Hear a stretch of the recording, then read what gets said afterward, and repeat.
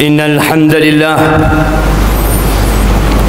نحمده ونستعينه ونستغفره ونعوذ بالله من شرور أنفسنا وسيئات أعمالنا من يهد الله فلا مضل له ومن يضلل فلا هادي له وأشهد أن لا إله إلا الله وحده لا شريك له وأشهد أن محمدًا عبده ورسوله وحبيبه وخليله صلوات ربي وسلامه وبركاته عليه وعلى آله وأصحابه ومن تبعهم بإحسان إلى يوم الدين أما بعد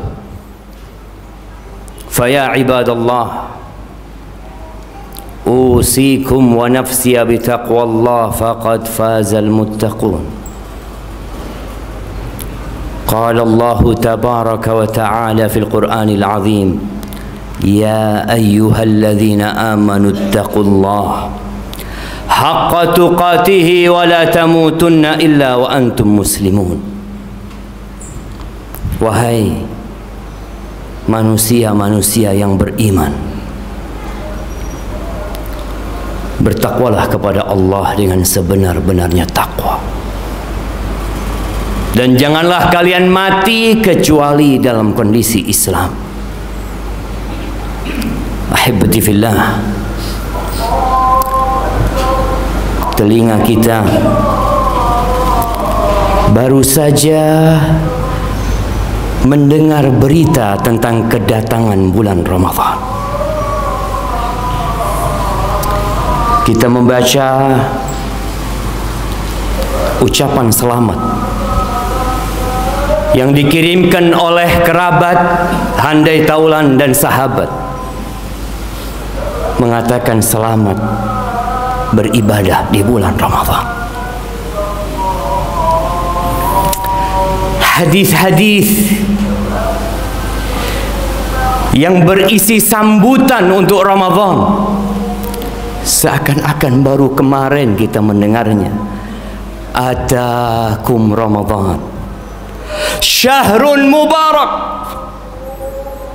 telah datang kepada kalian bulan Ramadan, bulan yang penuh dengan berkah. Tapi jamaah, tak terasa kita akan meninggalkan bulan Ramadan. Sudahkah kita mencapai target yang kita inginkan di bulan Ramadan? La'allakum tattaqun, agar kalian menjadi orang yang bertakwa. Kita semua tahu dengan diri kita, di akhir Ramadan ini kita perlu merenungkan apakah hari-hari yang telah berlalu kita telah mengisinya dengan apa yang diridhain ilahi. Anak ingin mengajak semua untuk merenungkan sebuah fadilah yang Allah berikan kepada hamba-hambanya yang beriman. Apa fadilah itu? Dilipat gandakannya amalan? Bukan. Tapi diampuninya dosa-dosa kita. Apa enggak pantas kita merenungkan sabda Nabi SAW, man shama Ramadan imanan wahtisaban ghufira lahu ma taqaddama min dhanbi. Barang siapa yang berpuasa di bulan Ramadan karena iman, karena berharap pahala kepada Allah Azza wa Jalla, dapat apa dia jemaah? Dapat ampunan Allah. Diampuni dosa-dosa dia yang lalu. Man qama Ramadan imanan wahtisaban ghufira lahu ma taqaddama min dhanbi.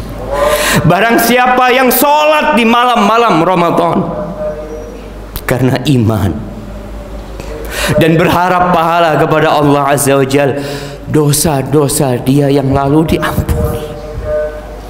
Lagi-lagi berkaitan dengan diampuninya dosa, sampai di 10 hari terakhir bulan Ramadan, di situ ada satu malam yang lebih baik dari 1000 bulan. Kata Nabi SAW, man qama lailatul qadri imanan wahtisaban ghufira lahu ma taqaddama min dhanbi. Di malam yang lebih baik dari 1000 bulan, yang kita mungkin membayangkan betapa besarnya dan agungnya, betapa besar dan agungnya, tapi ternyata fadilah yang istimewa di malam itu, diampuni dosa-dosa dia yang lalu. Ada apa jamaah dengan pengampunan dosa? Ternyata kita makhluk yang penuh dengan dosa. Supaya kita tidak ujub dengan amalan kita, sebagian berpikir dengan banyaknya Quran yang dia baca, dengan banyaknya sodakoh yang dia keluarkan, mungkin dengan itu cukup buat dia untuk masuk surga.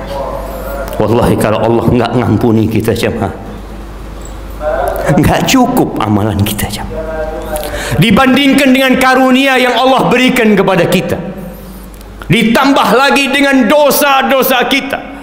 Kita akan sadar kenapa selesai sholat kita selalu mengatakan astagfirullah.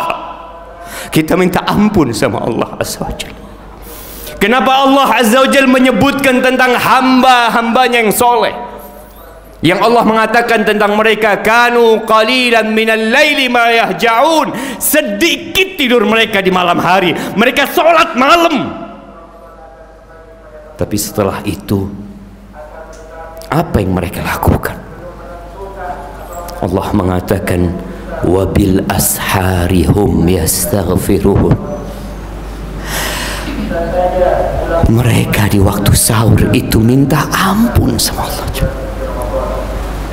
Kenapa di malam Lailatul Qadar, yang malam itu malam Lailatul Qadar, Rasulullah SAW mengajarkan doa kepada Aisyah, bukan minta umur yang panjang, bukan minta rizki yang dilancarkan, tapi mintanya ampunan lagi dari Allah Azza wa Jalla. Quli Allahumma innaka afuun tuhibbul afwa fa'fu anni. Ya Allah, Engkau itu Maha Pemaaf ya Allah. Engkau cinta dengan maaf ya Allah, maafkan aku. Di malam terindah kita minta maaf sama Allah Azza wa Jalla, karena ahibbati fillah, hanya yang diampuni sama Allah yang bakal istirahat. Aisyah radhiyallahu ta'ala anha pernah berkata kepada Nabi SAW, ya Rasulullah, matat fulana wastarahat. Ya Rasulullah, fulana udah mati, istirahat dia sudah. Faghadiba Rasulullah SAW, Nabi marah dengan ucapan Aisyah tadi. Kenapa Nabi marah? Nabi mengatakan innama yastarihu man ghufira lahu. Yang dikatakan istirahat itu yang diampuni dosa-dosanya. Tidak bicara amalan yang banyak, ibadah yang bertumpuk, tapi bicara tentang diampuninya dosa. Pernah suatu hari Aisyah radhiyallahu ta'ala anha melihat Nabi SAW tayyiban nafs, Nabi lagi bahagia. Maka Aisyah mengatakan, ya Rasulullah, ud'ullah li. Wahai Rasulullah, doakan buat Allah, doakan kepada Allah buat aku, kata Aisyah. Apa kata Nabi SAW? Simak doa ini. Allahumma ghfir li Aisyah ma taqaddama min dhanbiha wa ma ta'akhkhar, ma asarrat wa ma a'lanat. Ya Allah, ampuni buat Aisyah ini dosa-dosa dia yang lalu dan yang akan datang, yang dia sembunyikan dan dia lakukan terang-terang. Mendengar doa itu, Aisyah tertawa sampai kepalanya turun ke pangkuannya. Maka Nabi mengatakan, ya Aisyah, apakah engkau enggak suka dengan doaku? Wa mali la usarru bi du'aika ya Rasulullah. Gimana aku enggak bahagia dengan doamu? Dengan doamu ya Rasulullah. Wallahi, kata Nabi SAW, itulah doa yang setiap solat aku panjatkan kepada Allah untuk umatku, kata Nabi SAW. Ternyata doa Nabi buat kita agar Allah mengampuni dosa-dosa kita. Tapi jamaah, ada yang selesai Ramadan dosa-dosanya nggak diampun. Syaqiyun abdun, syaqi, melarat itu hamba. Adraka Ramadan thumman salakha min falam yughfar lahu. Dia hidup di bulan Ramadan, hadir di bulan yang penuh dengan ampunan, tapi selesai Ramadan dosa-dosanya nggak diampun.